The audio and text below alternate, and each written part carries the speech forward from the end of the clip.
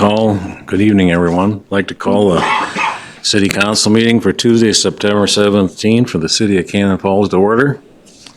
Could we have a roll call, please? Here. Here. Here. Here. Here. Here. Here. Would you stand for the Pledge of Allegiance?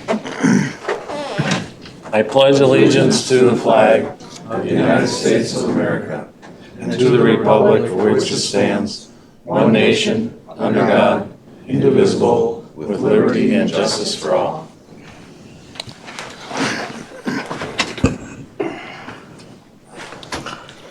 Okay, the agenda. Do I have a motion to approve the agenda? So moved. Second. Motion by Mary Jill, second by Bill to approve the agenda. Any discussion? All in favor? Aye. Opposed? Carried. Okay, presentations. First of all, Jessica. Dave, you want to maybe introduce, or Mark one? I call it up too. Okay.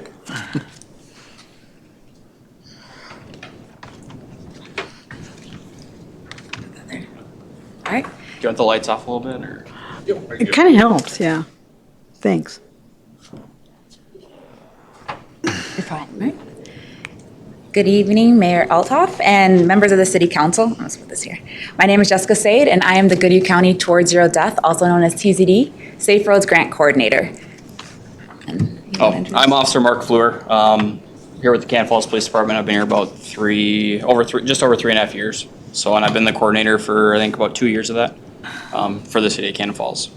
And today we're going to provide a quick overview of the TZD program, a few updates, and also talk about a few laws.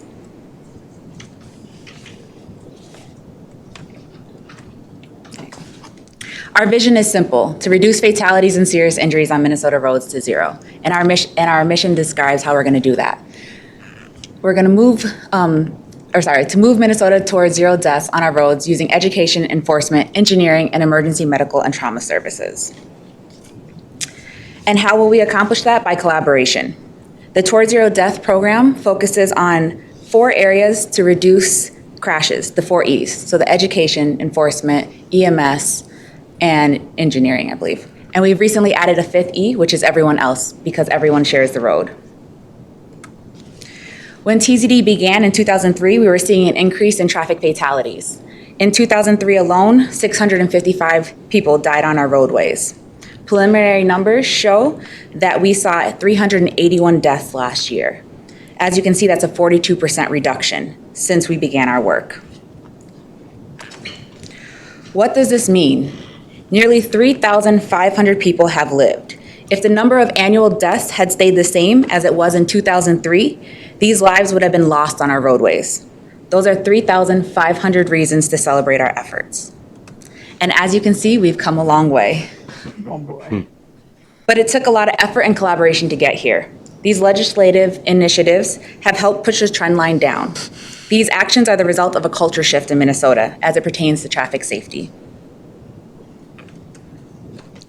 We have done a lot of great work to dramatically reduce traffic-related deaths, which we should celebrate. However, in recent years, we have hit a plateau. So we need to continue to educate the public and change the way people view traffic safety. Why? Because 93% of the time, driver error is a contributing factor in crashes. This slide shows the factors such as the driver, the vehicle, and the roadway are interconnected. So what can we do to push our number even closer to zero? We believe that our next step is to change the traffic safety culture in Minnesota. To put this into perspective, if you believe that most people do not speed, you are less likely to speed. It has to be socially unacceptable for drivers to speed, drive distracted, drive impaired. A good example of a culture change is smoking. 20 years ago, you could smoke in a restaurant with your kids sitting next to you. Now it is socially unacceptable to smoke within 20 feet of a bar. If they can do it, so can we. Culture seems to be accepting that driving is something that you just happen to be doing, when in reality, to get to zero, we need everyone to realize the importance of safety over convenience. I'm asking you to be a role model for your children, friends, families, and coworkers.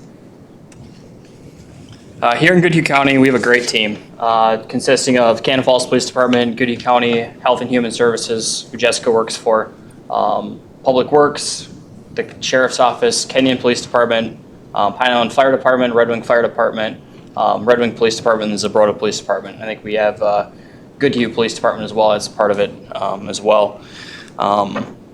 We all work great together to help each other out with the TZD and other projects throughout the county. In regards to the traffic campaigns, the TZD enforcement grant program provides federal grant money for law enforcement agencies to conduct enforcement traffic or enhance traffic enforcement throughout the state of Minnesota and specifically Goodhue County. We recently just kicked off a seatbelt and child restraint enforcement wave yesterday, the 16th, and that runs through September 28th. So you're gonna see an increase in seatbelt enforcement not only in the city of Cannon Falls but throughout the state of Minnesota, and you're gonna see signs and other stuff like that. During these waves, you might see an extra squad in town from maybe Zabrota PD, not just Cannon Falls PD squads. So that might be the reason you might see a different squad in town, is those extra enforcement waves.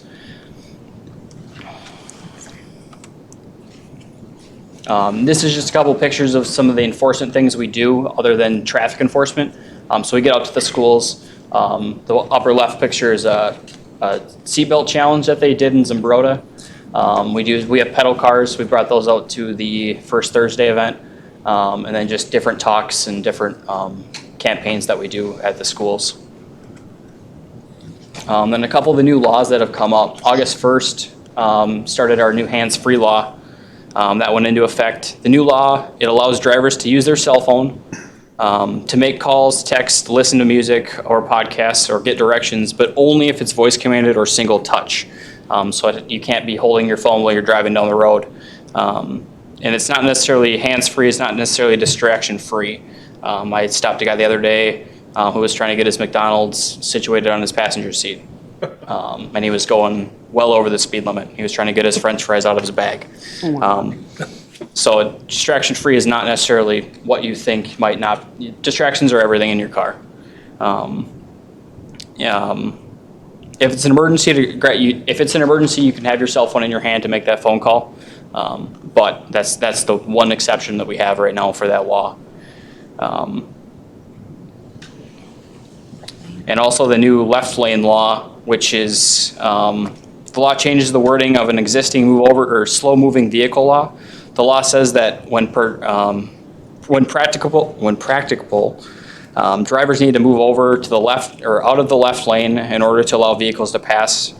Nothing in the law allows vehicles to speed. Ultimately, our goal is zero, but we need your help because zero is attainable, but it will take all of us working together. So thank you for allowing us to speak today about the Towards Zero Death program. You guys have any questions at all? What, did he have a hamburger too? Do you know? Thank you. Thank you.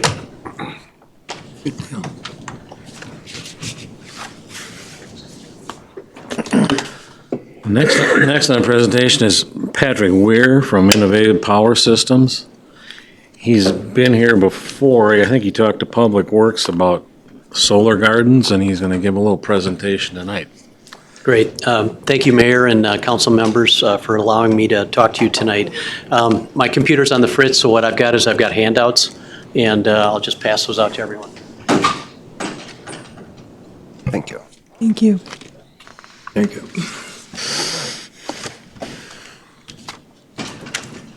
Thank you.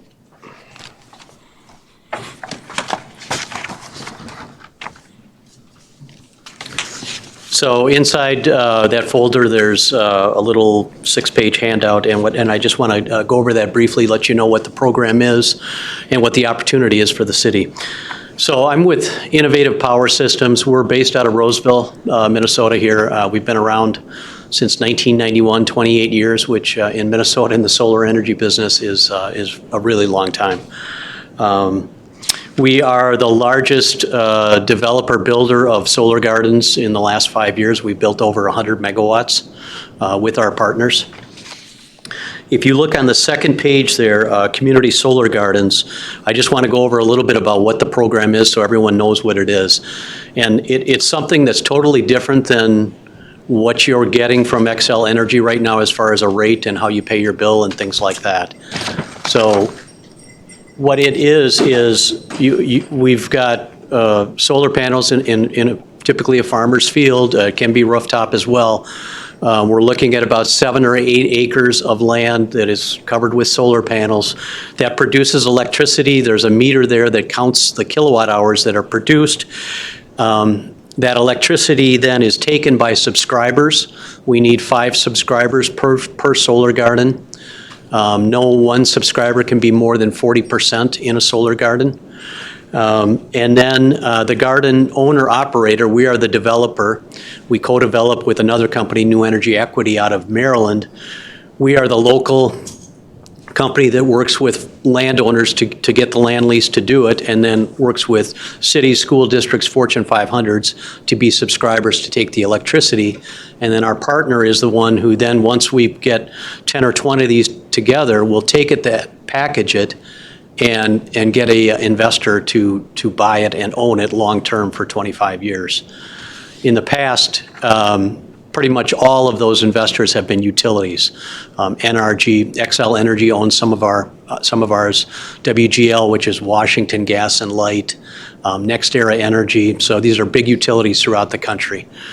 They're used to owning and managing electricity generation plants like these solar gardens are.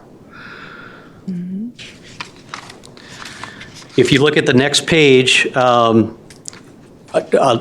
are the farmers that we have that would be potentially, where if the city were to subscribe, where you could be affiliated with. So Goodhue County, the Seams Farm, the Lumen Farm, Olmsted County, there's a farm there, Rice County, and then in Dakota County, we have 4 different farms that we're working with Xcel Energy right now, trying to get permits and applications in with them. And the way that the law is the subscriber needs to be in the county where the garden is or an adjacent county to that. So Goodhue County, we can be in, we can be in Rice, we can be in Olmsted. And the top 4 ones other than Dakota County are being built this year. This would be something, if you did subscribe, you would be subscribing to gardens that are being built this year. You would see bill credits in Q1 of next year, so pretty soon.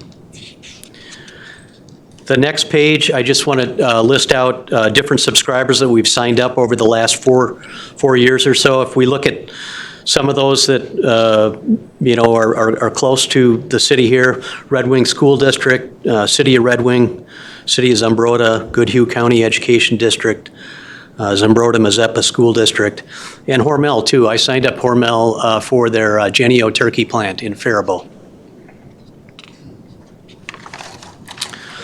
So the next page, I want to go through the economics of what actually is the benefit to the city. And so what we've got there is really an Excel spreadsheet. It's a 25-year contract. So on the far left there, we've got years 1 through 25. We've got the total kilowatt hours. I worked with the city here and Xcel Energy to get your electricity bills to find out what your annual usage is. Your annual usage is right around 2 million kilowatt hours. You can subscribe for up to 120% of that. So I ran this model at 2.4 million kilowatt hours, which is 120%. So that's the maximum.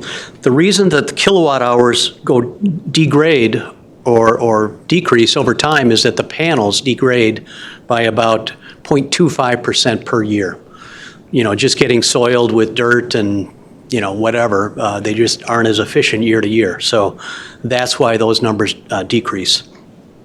The bill credit, the next column, that's set in stone by the Public Utilities Commission. So we know what that is every year for 25 years. The PPA rate is the rate that you would pay back to us, the developer.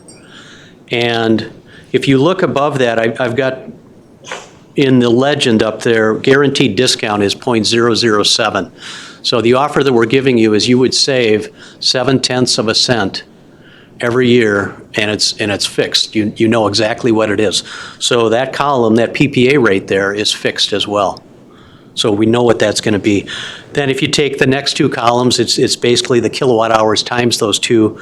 The annual savings column, two over from the right, that's the dollars that you're going to save in bill credits on a monthly basis. You're going to get, each month you're going to see bill credits coming through, but 12 months cumulatively is going to be 16,800 in year one. And it degrades over time because the panels degrade a little bit over time. But you can see cumulatively, the last column at the bottom, $407,000 in bill credit savings to the city over 25 years.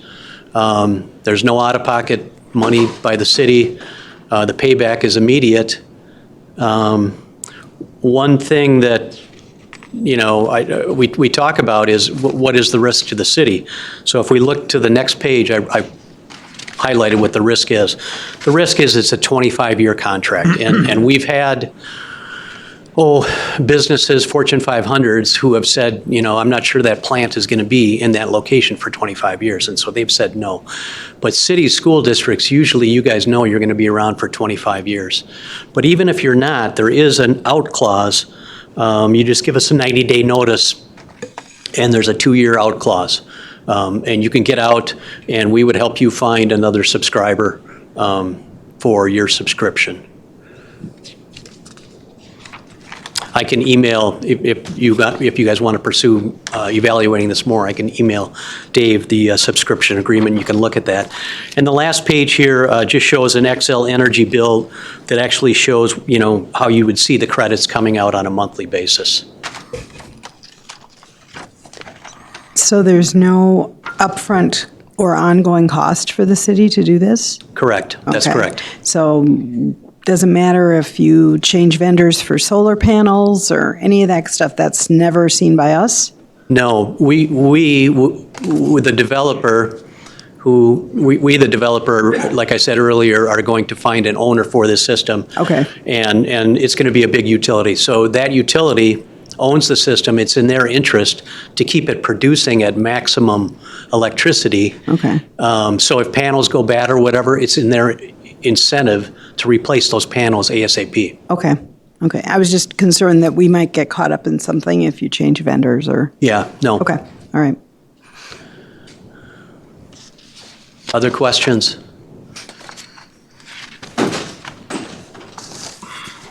I think it'd be nice if you sent that subscription thing to Dave so we could look Yeah, at that. that'd be nice.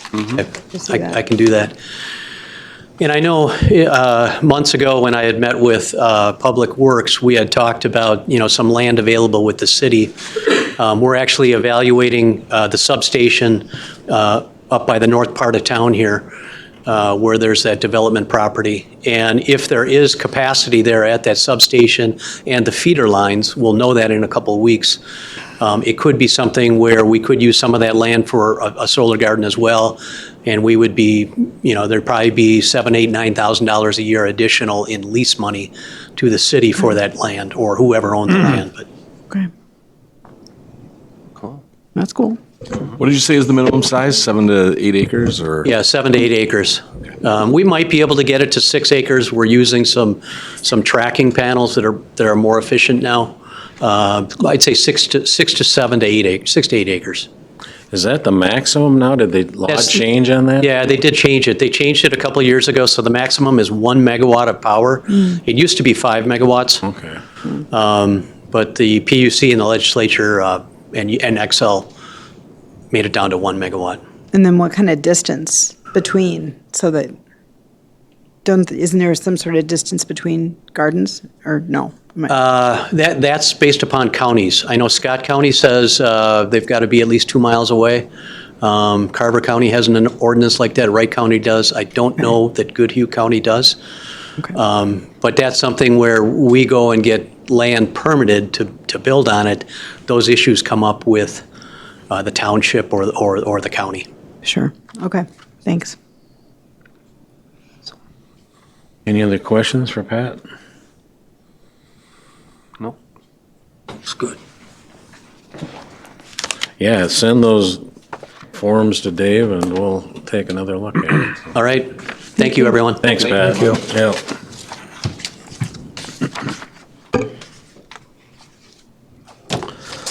Okay, that brings us to the consent agenda. Consent agenda items may be adopted under one motion as presented or may be removed for discussion and resolution as council business. For you in the audience and at home, I'll go through the consent agenda. Item A, just and correct claims for the accounting period ending September 12th, 2019. Item B, minute meetings for the September 3rd, 2019 City Council meeting. Item C, minute meetings for the September 3rd, 2019 City Council work session. Item D, introduction and first reading of ordinance 367, amending Chapter 152 of the Cannon Falls City Code, the zoning ordinance concerning sponsorship signs. Item E, Resolution 2440, approve a variance for McDonald's signage. Item F, introduction and first reading of ordinance 368, amending Chapter 152 of the Cannon Falls City Code concerning the zoning map and zoning classification for a specific property. Item G, Resolution 2441, approve an interim use permit. Item H, approve a memorandum of understanding and appointment of an interim public works director. And item I, maintenance operator 2 revised job description. Is there anything the council would like to pull down? I want to bring down H. H. Okay, we'll make that item 7B under council business. Approval, appointment of an interim public works director. Is there anything else? Take a motion to approve the consent agenda with the exception of item H. So moved. Second? I'll second. Motion by Bill and a second by Derek to approve the consent agenda with the exception of item H. Any other discussion? All in favor? Aye. Opposed? Carried. Okay, council business. Item A, Resolution 2442, adopting the preliminary tax levy and budget collectible in 2020 and setting a public meeting date. Did we actually do what we were supposed to do just then? I mean, didn't he just? Okay, no, you're right. We did. I got confused. I'm sorry. Go ahead. Forget it.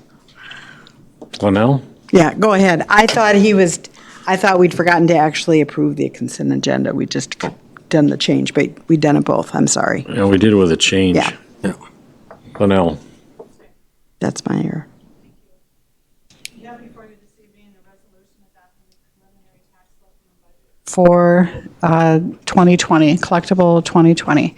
And it also sets a public meeting date, which we are required to do by law. It takes place of the old truth and taxation hearings that used to be held, but we still have a public meeting and to allow public input at that time. So that will be on December 3rd. The resolution before you is adopting an increase of 10.72%, as we discussed at the last work session. And this was a consensus that was reached during that work session for various reasons, which I've outlined in the memo, or which are outlined in the memo. And I can kind of go over them quickly for those folks in the audience and at home. The levy increase includes a 9.5% health insurance premium increase. It includes a 3% COLA and step increases, which is the final year of a 3-year approved agreement. There will be 3 elections in 2020 versus the 2 that are typically held in an election year due to the presidential primary that will be held in March. There's a $5,000 line item that was included in the Public Works Parks Department for garbage can and picnic table replacement. That's a new line item that was requested. We've also included $130,000 in the Public Works Department for a mill and overlay project. There was an increase from the preliminary discussions due to wages and health insurance for the Public Works Director for the anticipated hire of a different employee. We are increasing the transfer from the general fund to the motor vehicle fund due to some changes within that department. The Economic Development Department reflects an overall decrease due to the position currently being vacant, and that we're still exploring options for contractual services or for the hiring of a full-time employee. As of this date, no new bonds have been issued in 2019, so there are no changes to the bonds other than the normal increases that are reflected. Staffing levels remain the same in the levy-impacted funds. The transfers from the general fund to the various capital improvement plans were increased by 3%, but I did want to note and make mention that they are still not up to the appropriate levels for the anticipated long-term capital needs of the various departments of the city.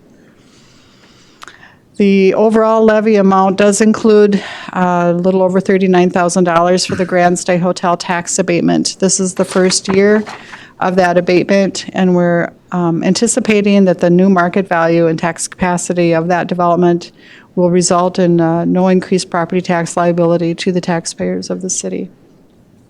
This is just a very high view of some of the changes, certainly it's not meant to be in-depth and go over the entire budget in great detail, but those are certain things that I did want to bring to your attention. Also, as you are aware, and this was stated at the work sessions, but for the benefit of everyone else, the preliminary levy, once it's set, the final levy cannot be higher than the amount that is set tonight, but it can be lower. And in the past, it's been our goal to reduce that. So that will be up to the city council for future discussion before the final adoption that we're proposing in December. If the council wants to change that, we will have work sessions to discuss those options. So with that, that's all that I had for tonight's meeting. We have reviewed this at several work sessions, as you know, and we are required by law to adopt the preliminary levy and have that to the county by the end of this month. So that's what you have before you this evening. Any discussion?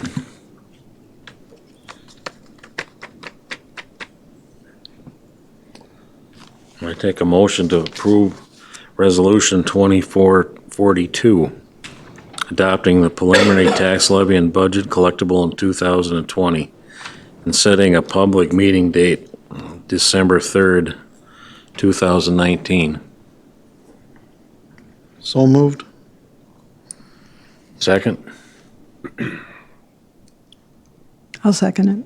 Motion by Bill and a second by Mary Jill to approve Resolution 2442. Any other discussion? All in favor? Aye. Opposed? Carried.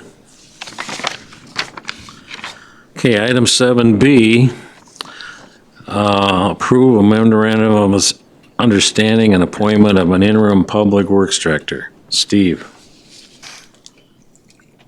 Well, I guess I'm not really against it. I just want to make sure that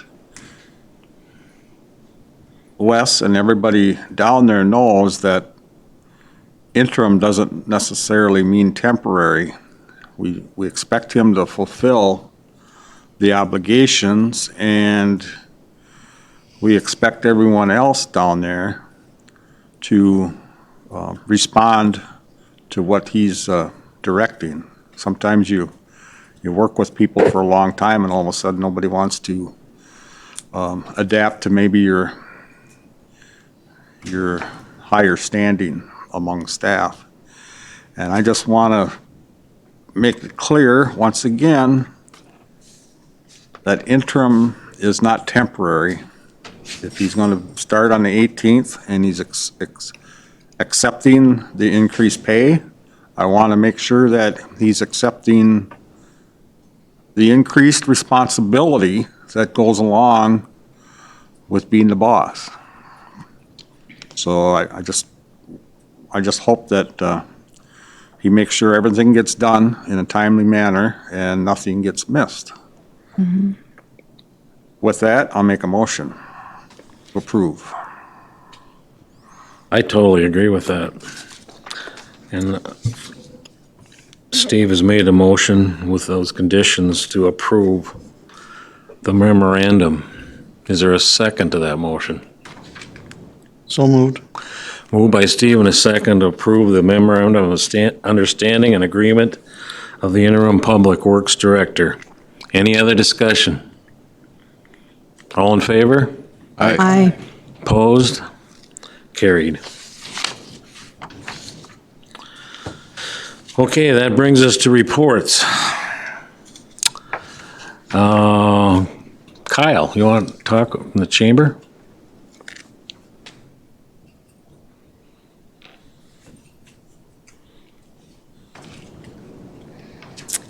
Good evening. I'm Kyle Paulson from the Cannon Falls Area Chamber of Commerce. And a couple of new interesting things that we have. We do have our new mugs in. They say, "I love Cannon Falls." One here, one here, one here. Just you put an invoice on the inside. Kyle. Oh, there we go, there we go. On the back side, it is the outline of the state of Minnesota with a heart for Cannon Falls. Like it. And so these are $10 at the chamber. And come on in and let me know. We can take care of those. We also have the big event coming up on October 5th and 6th that is called Flavors of the Falls. And in the restaurants, hotels, bars, I think that's everyone, we have handed out coasters. So you'll start seeing these around, Flavors of the Falls. On the back side, they do have stars on the big 5 partners, which are Tillian Brewing Company, Cannon River Winery, Sogan Valley Art Fair, Artisan Plaza, and Verndale Market. The trolley that we'll have on Saturday from 9 to 5 will go around to those 5 places as well as the 3 hotels, picking people up, dropping people off, so we don't have to have parking issues. Now, we do have another trolley that will be in town from 10 to 2, and that is going to be the guided history tour of Cannon Falls. Those will be 40-minute tours, and if you were interested in that, you need to go to the Cannon Falls Museum. A couple other interesting things that are happening that same day. We do have a volleyball invitational at the school district. We also have soccer games in the afternoon. The fireman's breakfast goes from 8 to 11, with the Vikings cheerleaders being there from 9:30 to 10:30. We also have, and I don't know if everyone is aware, Moncheval Training Center is an equestrian boarding stable facility on the south end of town. They have absolutely beautiful dressage horses. And so that day they will have an open house where they'll be doing presentations on dancing with horses. They will have their youth riders demonstrating dressage. And there will also be pony petting for any of the community that comes out. So that is, I want to say 10 to 5 or 10 to 4. But Moncheval, right across the street from Verndale Market. Please go to our website, flavorsofthefalls.org, and you can see the tentative schedule. We're continually adding to that, and it's going to be a great weekend.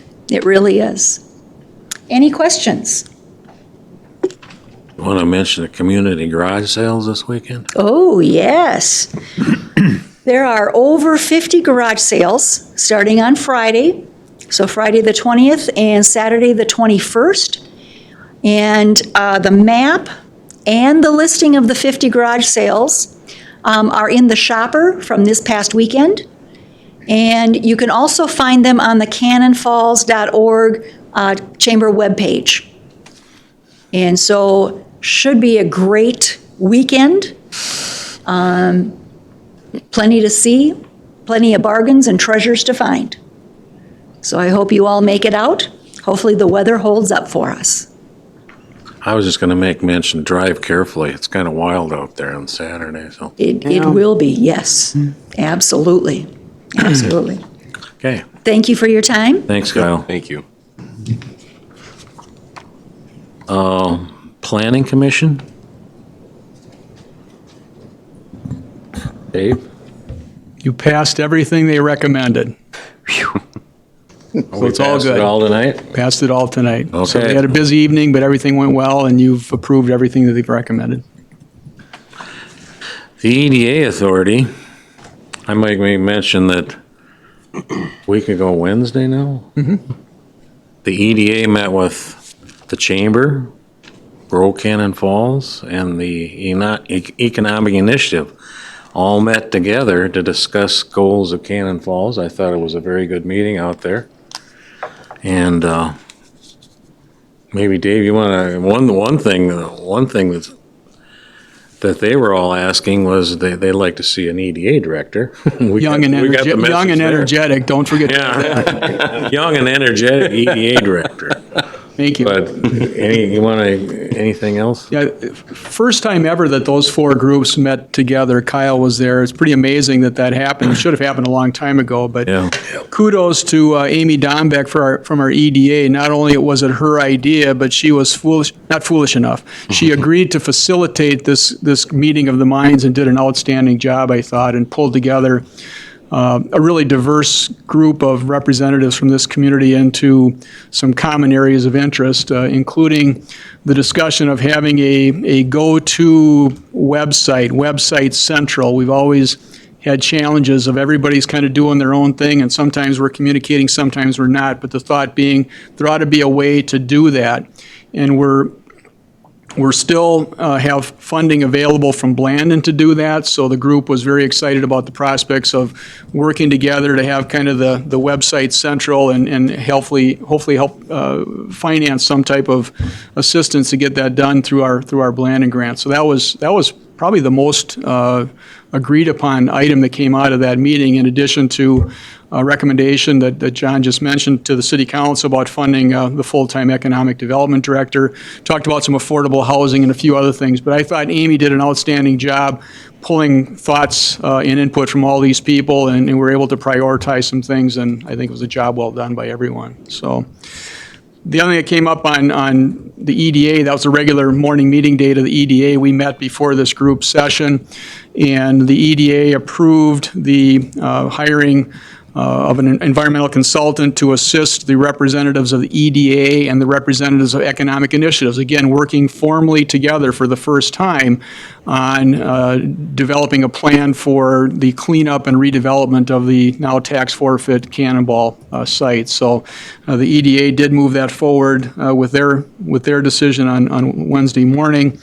And then just an update quickly on Lee Chevrolet, the other Lee Chevrolet downtown, former Lee Chevrolet building that the EDA owns. The asbestos abatement has been removed. The demolition contractor will be on site Monday and Tuesday, and the building will be gone. And in its place, the contract calls for the contractor to place 6 inches of Class 5 gravel, and that will become a additional parking space, at least in the near term. So by next Tuesday, that building should be gone, and then we'll continue to move that project forward as well. That was a big part of the discussion, those two items. The Lee Chevrolet, that's an important, I think, property in downtown to keep the spirit of Mill Street alive, and just as the Cannonball site is so important to the South Cannon Falls. So a lot of discussion on that, but it seems like getting these groups together and working on this, it's going to work. So, okay. Nicole, you're up. Cool. All right, I'm just going to give you a little bit of update about some stuff going on at the library. The Foundation's book sale starts tomorrow. Last year, we started doing a week-long book sale, and it went really well, so we're going to just keep doing that. So starts tomorrow, goes through next Tuesday. So it's 50 cents per paperback and $1 for everything else. And then next Tuesday, it'll be like a paper bag sale. So whatever you can fit in the bag for $5. Next week, we start a bunch of different things. All of our story times are going to start next week. Rhythm and Rhyme story time is going to be Mondays at 10:15. Lunch Bunch will be on Wednesdays at noon. And then I'm starting a new story time yoga for kids and their adults. And it'll be like a half hour where we read a story and then do a little bit of yoga. So that'll be fun. And Tai Chi is also starting next Friday. And then the Can We Talk series is starting tomorrow at 2:30. So if you've got the time, come on into the library and participate. And then I'll have Matthew just give me like the results of everything that's been talked about. And then I'll try to bring all of that to you because it's relevant. It's Cannon Falls. So I'll get that to you when I get it. And I have been, because it is Library Card Sign Up Month, I have been going to various places to get people to sign up for library cards. The funny thing is, I haven't gotten a lot of new cards, but I have renewed a lot. Like when I was at the school, I renewed close to 100. So that's a good sign that we have so many people in town who have library cards. And yesterday I went to Cannonbell's, and then I'm going to be at Bomber Spirit Night and see if I can find any more. I was going to be at Fun Fest, but we had thunderstorms, so that wasn't going to happen. And then we are still looking for 2 new library board members. We are looking for a county resident, so somebody who lives out in the country, and a city resident. So if you are interested, or please come talk to me and we can figure it out. And that's all I've got. Thank you. Jeff? Well, now? Dave? Happy to report that as a result of your efforts, we have our first food truck license issued today, which is interesting. To Don's Crumbled Beef. Don's been here before, and interestingly enough, he paid for the entire year, so he's licensed for the rest of this year. So caught me a little by surprise, but the hard work paid off. So He'll be at Deck the Falls then, probably. Yeah. That's true. Friday last week, the final application for the 3rd Street Bridge project went in. Hats off to Abby Wright of CETA, who was our go-to author on this application, and it's a big one. And she did an outstanding job working with not just myself, but more importantly, Greg Isaacson. And thanks to Goodhue County and Greg, because he really came to bat on this project and helped us out tremendously with finishing up, the application as it went in. So we expect in the next probably 2 months to receive word with respect to our application. Just let the council know that, and we'll come back with a full presentation later, but this is about a $2.2+ million project. This phase of the application, to keep it real simple, we made a request for just over $64,000 of additional grant dollars from the Minnesota Historical Society. That $64,000, the lion's share of that would be our cost because we have to re-insulate the water main that comes across that bridge, and that would be our cost. But for the grant, we determined that that is grant eligible. The Minnesota Historical Society encouraged us to ask for it, so we asked them for $44,000 of grant assistance to pay what would have been our cost. That's great.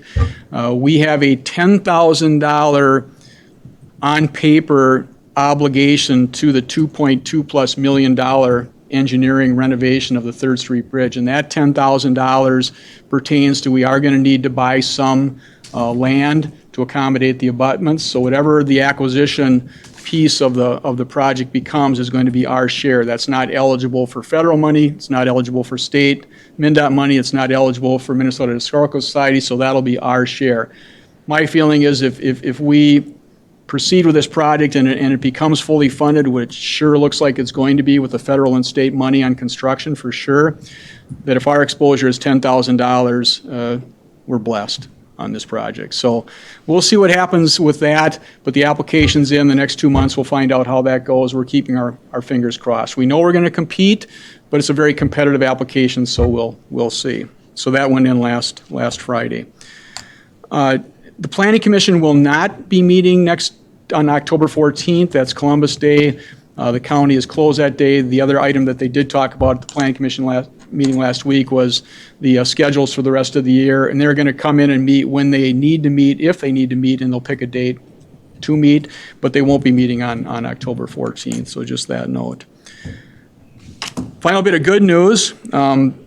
We received another $10,000 payment, repayment for the house next to the museum. They have now paid $45,000 of the $186,000 cost to purchase that house. So we're moving forward, and we're happy to receive another $10,000 today. So that's good news. That's all I have. Steve? Two things for the chief. One, have you had any calls about Kirby vacuum cleaner salesman?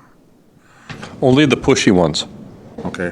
Weird. I guess there's been complaints around town that they're awful pushy, and they still need, even if they're pushy, they still need a permit, right? A peddler's permit or That would come out of City Hall. We haven't been able to locate them. We're getting the calls after the fact and haven't been able to find them. If we did, we would, deal with them subsequently if they are not permitted. Yeah. Okay. And one more thing.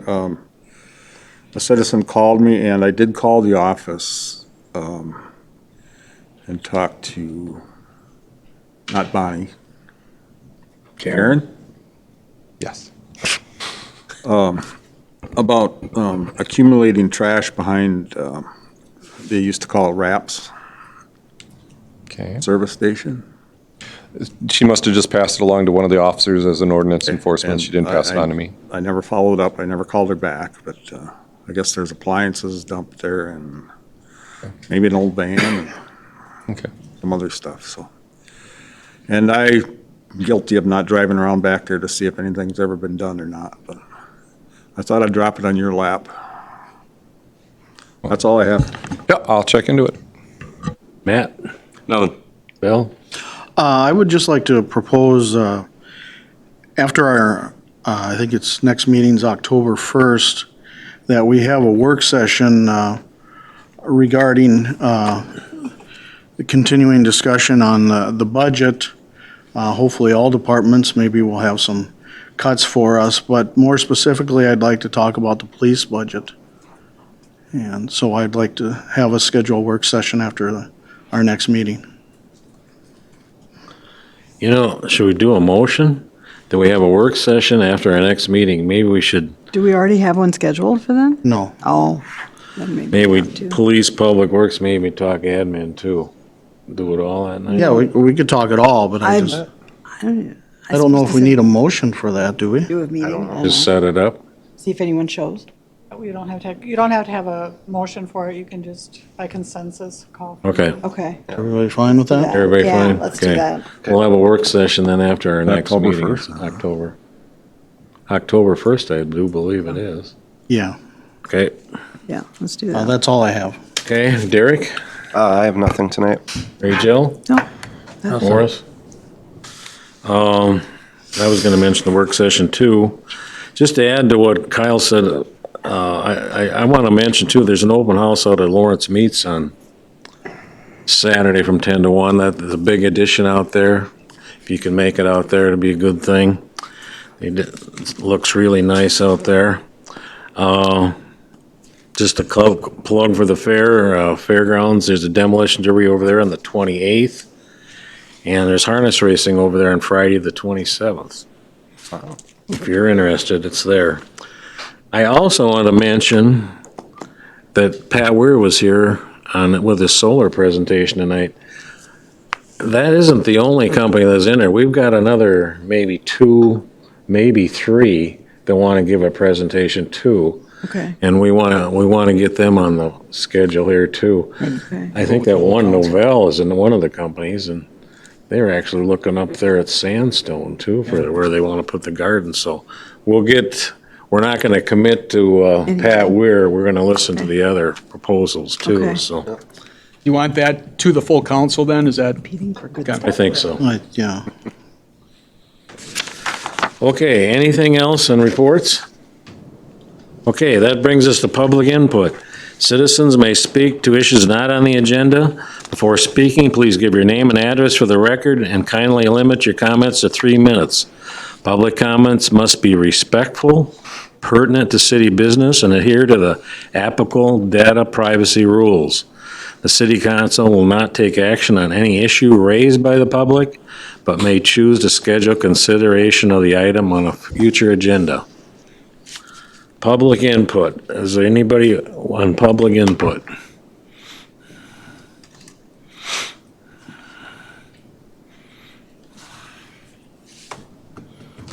Hi, I'm happy. It's unusual. Well, you're doing a great job, John. And I really think that when you got the four or five groups together, you know, the Grow Cannon Falls and the Chamber and the Economic Development Authority and all that, yeah, it's way long overdue, but excellent job. A lot of good things happening here, and I like that. I don't like you, but I like everything else. So anyway, I got me a list, and I'm glad you brought that up. And it pertains to some budget stuff, but rather than me go through it and start harping on everybody here in public, it'd be nice if you folks would call me. We could discuss these calmly and methodically, and then you could bring them forward at your budget work session. And I don't have to waste your time, and I can keep a smile on. Thank you for your time.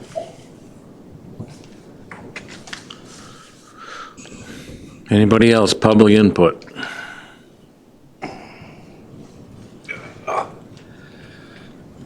Adam Peters, Cannon Falls. I'd just like to bring up, I had met with some people around town and also with Steve, and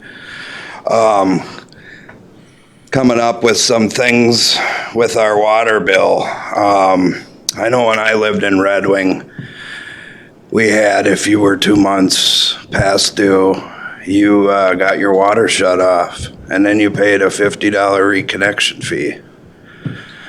Well, I don't see why we can't do something like that in our town, just to eliminate some of this people not paying their bills and waiting until tax season to get paid.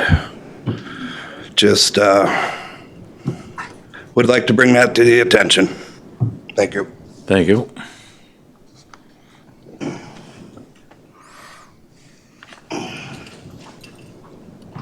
Tim Deemer, Cannon Falls, Riverside Terrace. Just wanted to mention that I was thinking of coming here to see if it would be brought up with the library discussion or about something coming up tomorrow, Wednesday, from 2:30 to 4. But I've been handing these out or displaying them in town, hoping people would show up. It's just called Can We Talk?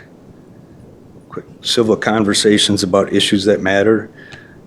And it kind of seems like, going back to the beginning, back in March, it talks about, I guess these are from your city council work session agenda, but the discussion goal was setting for 2019 and beyond. And I think that's what the first session on Wednesday tomorrow on the 18th. There's 4 sessions going through December. I think it's the third Wednesday of the month, so the next 4 months. But the first one is talking about, I was going to make a copy of the thing to bring in, about what people want to see Cannon Falls in the next 20 years. I could have somebody else could have probably said it better than me, but I just want to give a thanks to the relay of a message from somebody that read on Facebook, giving me, well, as he wrote in Facebook, which I'm not on Facebook, I don't ever go there, but he just, I guess, how he said it, he applauded how I was able to get up and speak with my heart races every time I come up. And in the very last page, the last phrase on here, the requested council action, honest, thoughtful effort, simple, exclamation point. So I'm hoping for some honest and thoughtful efforts and discussions with, waiting to hear back from people I've sat down, talked to Chief McCormick and other members of, well, not too many wanting to talk, but, or have the time to understand what people are saying, how can we help this person? And then they just leave it at that. They don't go any further. But this, can we talk? I should add on there, listen to also listen. It's got this is an excellent, or I feel it's really good talking about conversation agreements and how it can be civil and everything. So, thanks. Thanks. Anybody else, public input? Public input? Third and final call, public input. That poor dog. Seeing none, we'll close the public input portion of the agenda. And I'll take a motion to adjourn. So moved? Second. Motion by Bill and second by Morris to adjourn. Any discussion? All in favor? Aye. Aye. Opposed? Carried.